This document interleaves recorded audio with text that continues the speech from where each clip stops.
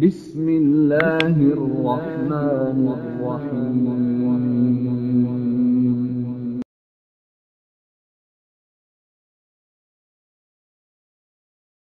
Bismillahirrahmanirrahim. Assalamualaikum warahmatullahi wabarakatuh. Alhamdulillah, salatu wassalamu ala rasulillah wa ala alihi wa sahabatihi wa wala ma ba'd. Para santri rahimani wa rahimakumullah, semoga Allah subhanahu wa ta'ala senantiasa mencurahkan rahmatnya untuk kita semua. Kembali di kesempatan ini melanjutkan pembelajaran secara daring dengan tema fikih ibadah yang kita ambil dari kitab Al-Fiqhul Muyassar yang ditulis oleh sejumlah ulama. Dan alhamdulillah kita akan masuk di bab yang ke-10 dari kitab At-Taharah. Bab yang ke-10 ini penulis mengatakan Al-Babul Ashiru, bab yang ke-10, fil haydhi wan nifasi. Bab yang ke-10 ini adalah pembahasan tentang masalah haid dan nifas. Pembahasan tentang masalah haid dan nifas. Mengapa hal ini penting untuk dibahas dan dipelajari? Sebab ini sangat terkait dengan ibadah yang akan kita lakukan. Melakukan ibadah atau tidak melakukannya, ini bagi seorang wanita ada hubungannya dengan haid dan nifas. Bahkan bagi laki-laki juga dianjurkan untuk mengetahui dan mempelajarinya. Sebab dimaklumi laki-laki tidak akan bisa lepas dari yang namanya kaum wanita.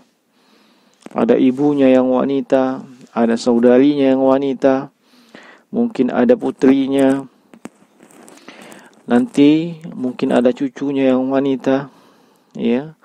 Demikian pula saudari daripada ibunya, saudari daripada ayahnya, dan seterusnya. Maka sangat penting kita untuk mengetahui ini, baik untuk laki-laki maupun untuk perempuan. Wa fihi masail. Di pembahasan tentang haid dan nifas ini terdapat sejumlah pembahasan. Al-haidu lughatan.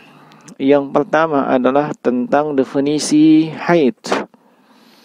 Definisi haid secara bahasa adalah as-sailan. Apa itu as-sailan? Yaitu yang mengalir atau sesuatu yang mengalir. Wa syar'an, adapun dari sisi istilah atau terminologi, haid itu adalah damut tabi'atin wa jibillatin, yaitu darah alami, darah yang mengalir secara alami, darah yang keluar secara alami dari seorang wanita. Yakhruju min qa'rir rahimi, yang darah tersebut keluar dari dalam rahim, fi awqatin ma'lumatin, pada waktu-waktu tertentu, halatus sihhatil mar'ati, dan keluarnya darah tersebut itu ketika si wanita ini dalam kondisi yang fit atau kondisi yang sehat. Atau dengan kata lain, haid tersebut keluar bukan disebabkan oleh penyakit, tetapi itu adalah alami, min ghairi sababin wiladah, dan juga darah tersebut keluar bukan karena disebabkan kelahiran atau proses melahirkan. Inilah definisi secara terminologi atau secara istilah atau menurut syariat yang namanya darah haid. Wan nifasu, adapun darah nifas adalah damun yakhruju minal mar'ati indal wiladah, adalah darah yang keluar dari seorang wanita yang itu disebabkan oleh kelahiran atau proses kelahiran, baik itu sesaat sebelum melahirkan ataupun setelah itu melahirkan. Inilah definisi haid dan an-nifas. Kemudian kita masuk kepada bagian yang pertama dari setelah definisi, yaitu al-mas'alatul ula bidayatu waqtil haid wa nihayatihi. Kapan waktu haid itu datang dan kapan pula berakhirnya, ya, atau permulaan waktu haid dan berakhirnya waktu haid. La haid qabla tamami 9 sinin. Ya. Tidak ada haid terjadi atau tidak ada darah haid yang keluar dari seorang wanita sebelum si wanita ini genap mencapai usia 9 tahun. Li'annahu lam yuthbit fil wujud li'imra'ati haidin qabla zalik.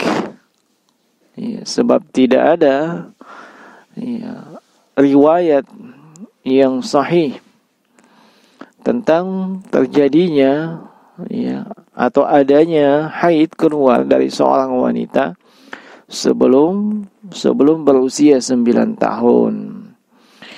Wa qad ruwiya an Aisyah radhiyallahu ta'ala annaha qalat idza balagat al-jariyatu 9 sinin fahiya imra'atun. Kata beliau radhiyallahu ta'ala anha, apabila seorang wanita telah mencapai usia 9 tahun, maka dia telah menjadi seorang yang dianggap sebagai wanita. Maksudnya dia sudah mengalami haid, ya. Dia sudah dianggap sebagai wanita yang sudah cukup umur, sebab sudah mengeluarkan haid. Nah, ini hadis dikeluarkan oleh Imam Tirmizi dalam sunannya, demikian pula oleh Imam Al-Baihaqi dalam Sunan Al-Kubra. Naam. Wala haida ba'da 50 sanati fil ghalibi ala sahih. Kemudian tentang akhir masa haid ini, disebutkan di sini bahwasanya tidak ada lagi haid setelah si wanita ini mencapai usia 50 tahun. Ini fil ghalib, umumnya demikian atau kebanyakannya. Ya, walaupun mungkin dalam beberapa kasus ada yang masih mengalaminya, ada yang masih keluar. Demikian pula mungkin dalam beberapa kasus belum mencapai usia 9 sudah keluar. Tapi umumnya itu 9 tahun ke atas itu sudah ada yang keluar, dan umumnya pula setelah usia 50 tahun sudah tidak keluar lagi darah haidnya. Dan ini adalah menurut pendapat yang kuat, pendapat yang sahih dari pendapatnya para ulama. Wa qad ruwiya an Aisyah radhiyallahu anha annaha qalat idza balagat al-mar'atu 50 sana kharajat min haddil haidhi. Ya. Ada riwayat yang disandarkan kepada Aisyah radhiyallahu anha, istri Nabi sallallahu alaihi wasallam. Beliau pernah mengatakan, katanya, apabila si wanita ini telah mencapai usia 50 tahun, maka dia telah keluar dari batasan haid. Ini dinukil dari kitab Al-Mughni yang ditulis oleh Imam Ibnu Qudamah di jilid yang pertama di halaman 406. Ini yang pertama. Kemudian al-masalatu tsaniyah, yang kedua atau bagian yang kedua adalah aqallu muddatil haidi wa aksaruha. Batasan minimal dan batasan maksimal waktu haid.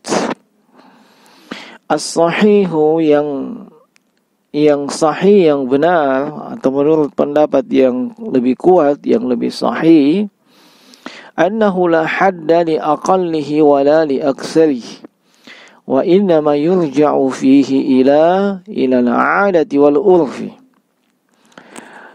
Bahwasanya tidak ada batasan minimal dan tidak ada batasan maksimal, ya. Tidak ada batasan minimal dan tidak ada batasan maksimal. Ini semuanya dikembalikan kepada adat, kebiasaan dan juga ya, rutinitas si wanita itu ketika dia mengalami haid. Al-masalatu tsalitsatu, bagian yang ketiga adalah ghalibul haid, umumnya waktu haid. Umumnya waktu haid.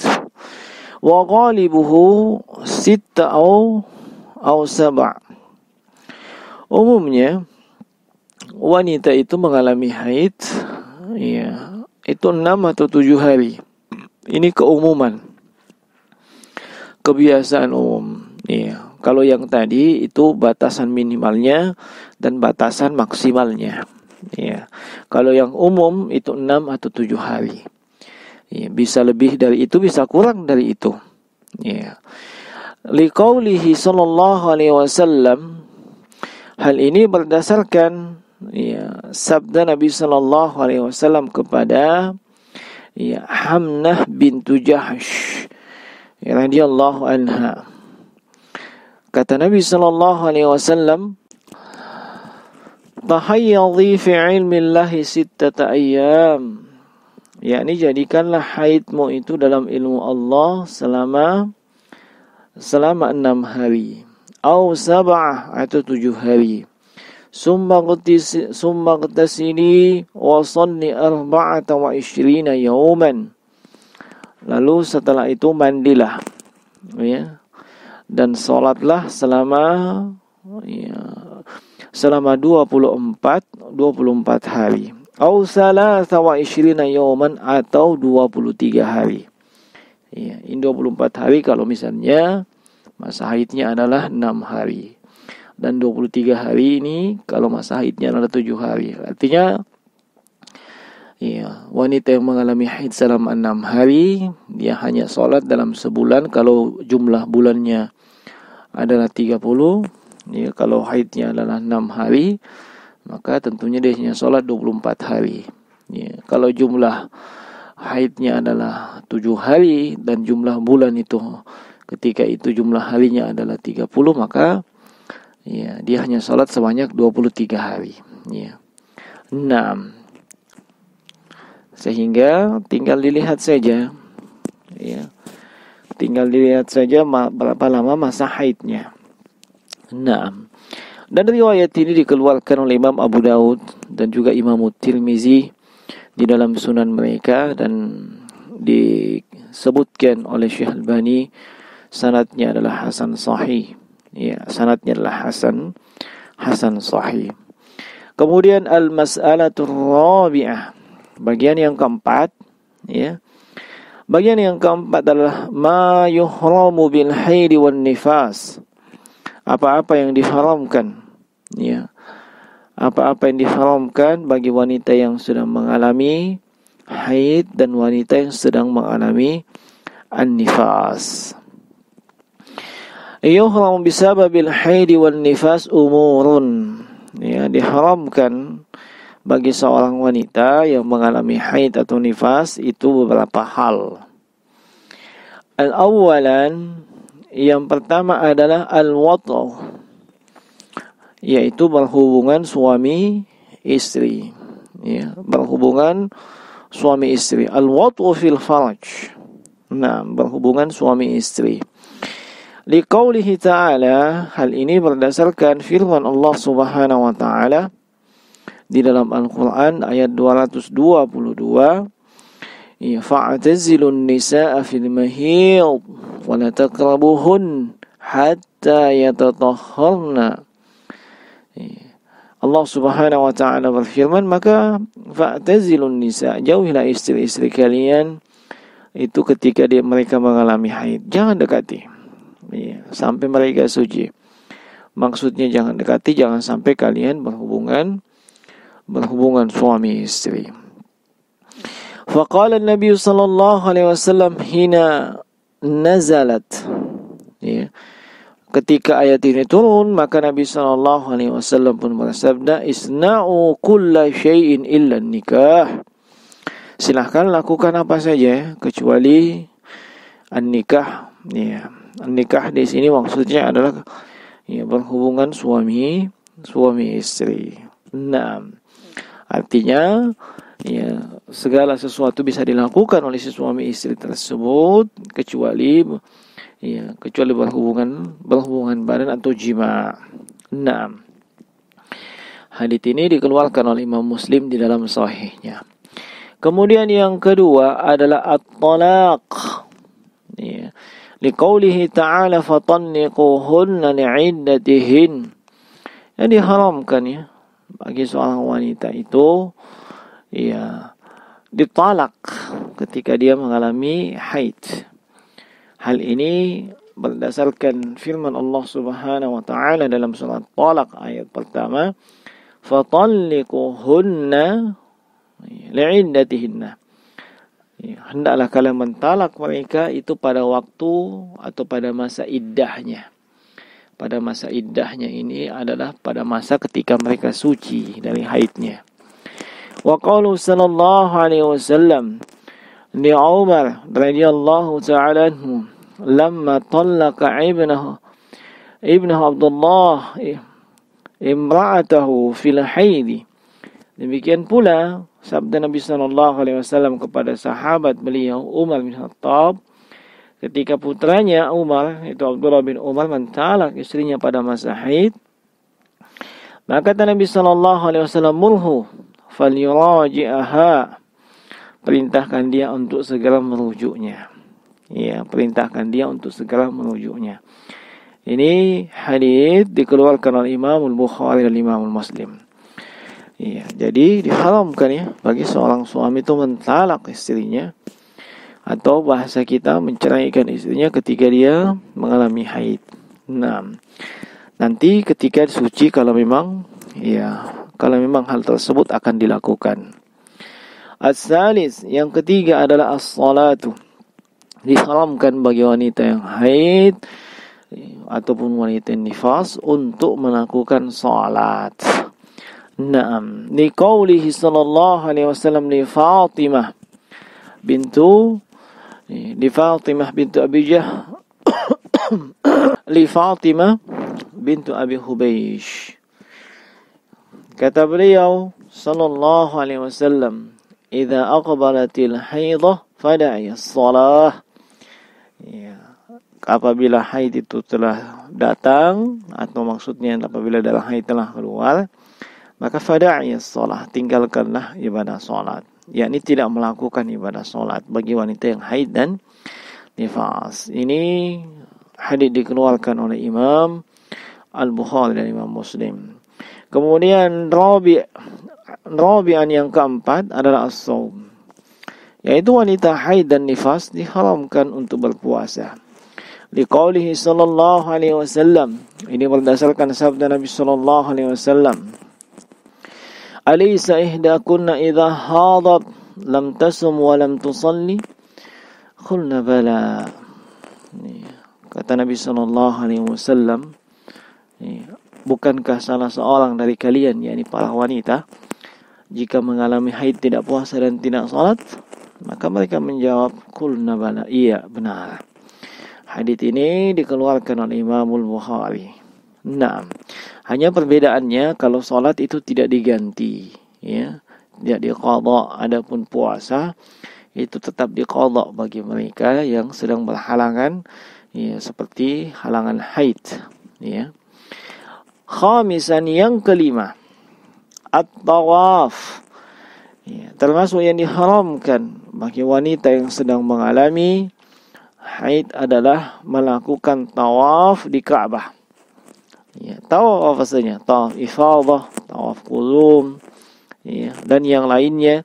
Ini berdasarkan sabda Nabi sallallahu alaihi wasallam li Aisyah, kepada Aisyah radhiyallahu taala anha, lamma hadat, ketika istri beliau tersebut mengalami haid, ya, kata beliau sallallahu alaihi wasallam, if'ali ma yaf'alul hajj ghaira an la tatufi bil baiti hatta tathhiri, ya.